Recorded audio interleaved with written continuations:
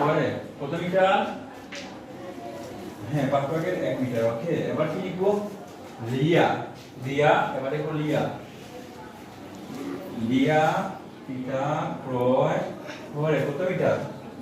হ্যাঁ 5 ভাগের 3 মিটার। ওকে, এবার লিখবো মোট ক্রয় করলো দুজনে মোট ক্রয় করে, মানে যোগ করবো, ঠিক আছে?